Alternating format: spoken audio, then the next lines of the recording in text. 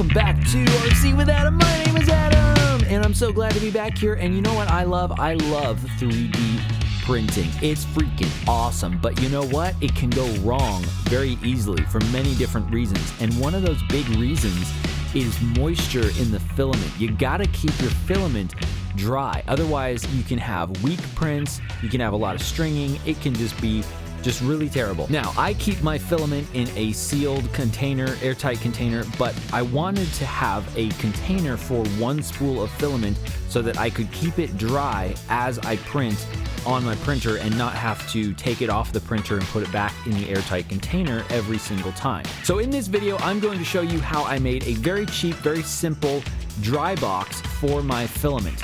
And one of the hardest parts about this was actually tracking down the correct size containers to actually use, because it's pretty difficult to get the right size, but I did. I finally tracked it down, so I will have a link to that down in the description down below this video, and I will also have a link to PCBWay in the description of this video, because PCBWay is the sponsor for today's video. So big thanks to them. And if you haven't heard of PCBWay, if you are working on any type of electronical project, you should definitely check out PCBWay, because they offer all kinds of stuff like thick copper PCBs, flexible PCBs, rigid flex PCBs, high frequency PCBs, and LED PCBs, and like a lot more stuff. And they make it nice and simple so that you can get a quick quote to see how much it's going to cost. And they also offer rapid prototyping in multiple types of materials and processes. So they have CNC machining, sheet metal fabrication, 3D printing, and injection molding.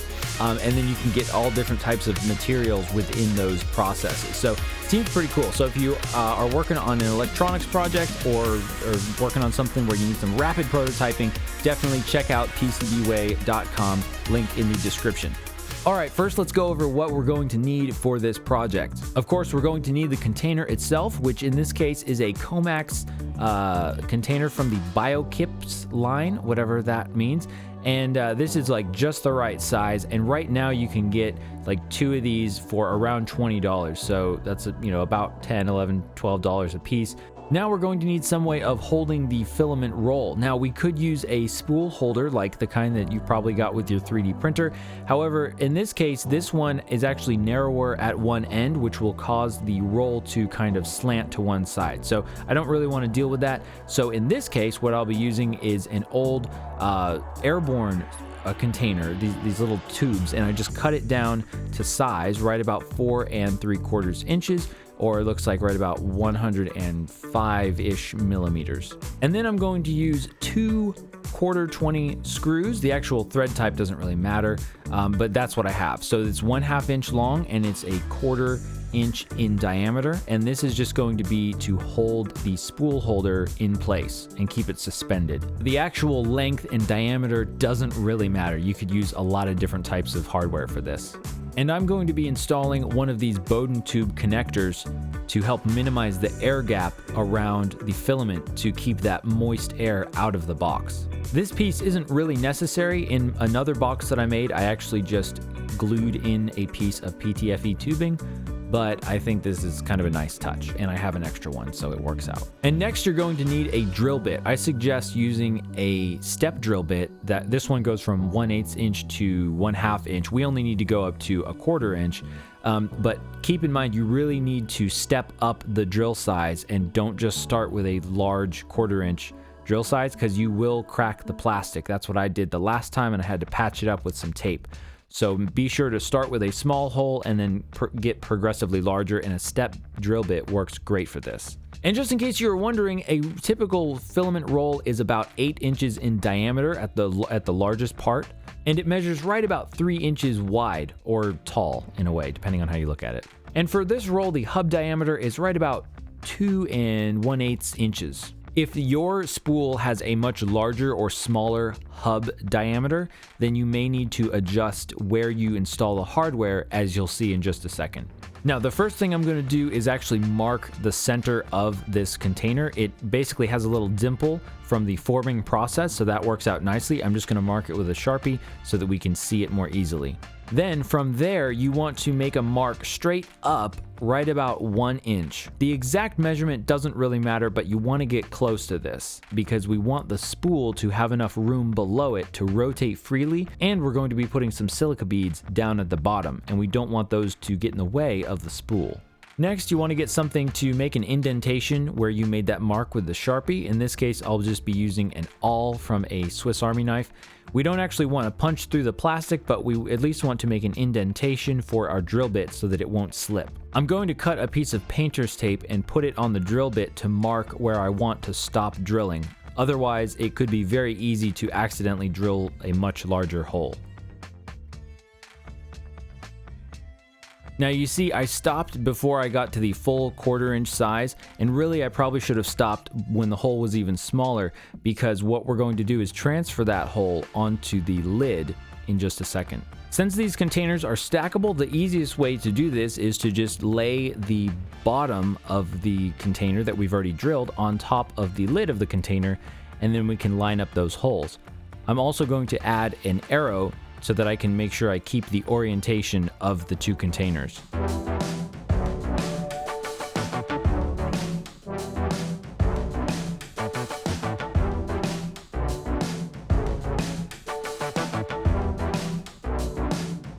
And we'll do the same process by making a little indentation, in this case using an awl, and then we'll go ahead and drill it out to size.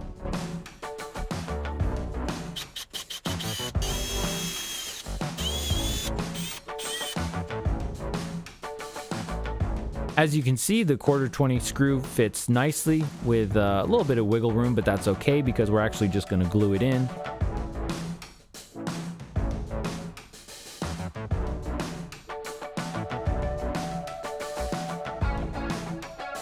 And as you can see, the holes line up pretty nicely. But don't worry, they don't have to be perfect.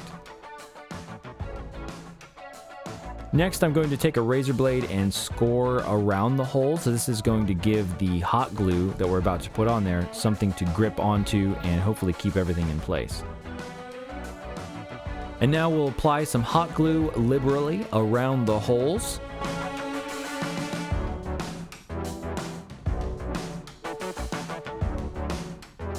And then we'll insert the hardware and press it down nicely so it forms a nice seal. And then we'll go ahead and add a little bit more hot glue around the screw head.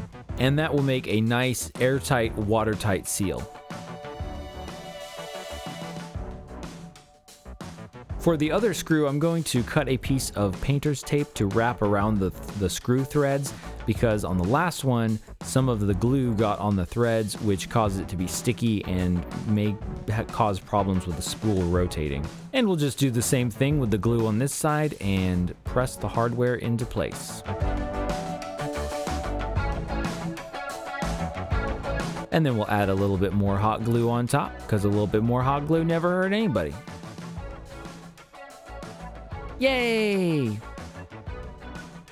Now it's time to drill the hole for the Bowden tube connector. The threads on the connector measure right around 5.9 millimeters, or roughly 15/64 inches. So we'll just go ahead and see which step on our step drill will line up with that best. Again, it doesn't have to be perfect. And again, I'll use some painter's tape to mark off one size smaller. I decided to cut a little bit of packing tape to wrap around the threads on the earlier screw that had the hot glue around it. This should provide a much smoother surface for our spool holder to rotate.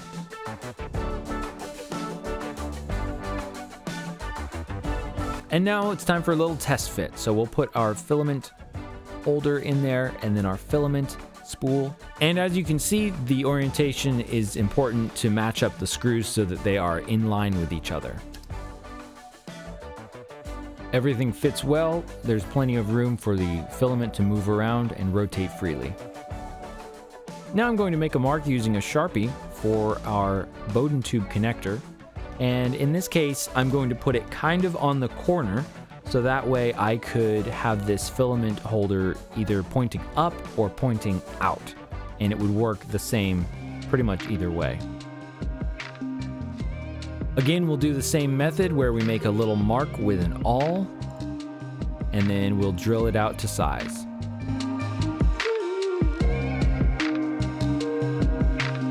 It's a good fit and just tight enough for the threads to bite into the plastic. So be sure to gently work the connector in there because you don't want to stress the plastic and possibly crack it. So go ahead and kind of work it back and forth as you screw it into place. And then we'll go ahead and put hot glue around the connector to make sure we have a nice airtight seal.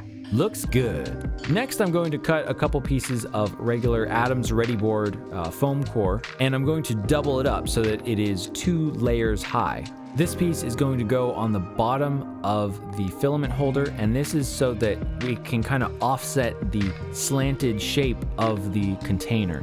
So this way it should sit more flat on a table surface.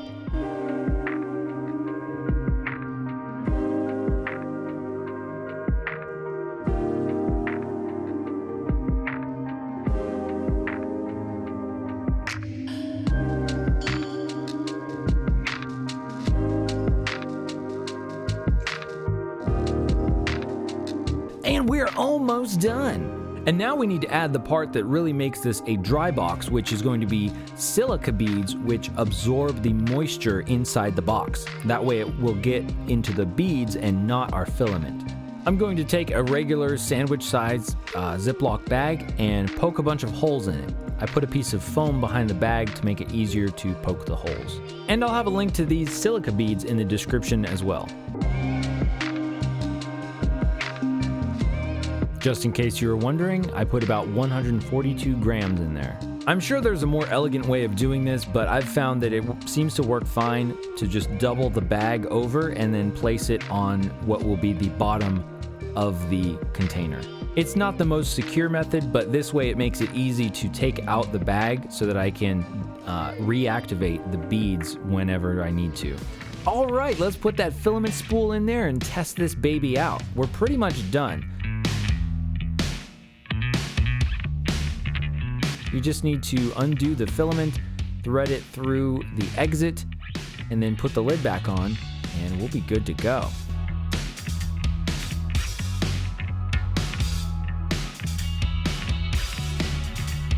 Give it a little shaky shake so that the beads will lay flat and the filament can kind of center itself. Ta-da! Look at that baby turn. Oh yeah. There you go, folks. That's all there is to it. I hope you like this. If you have questions, leave them down in the comments below. I love you, and I will see you again very soon.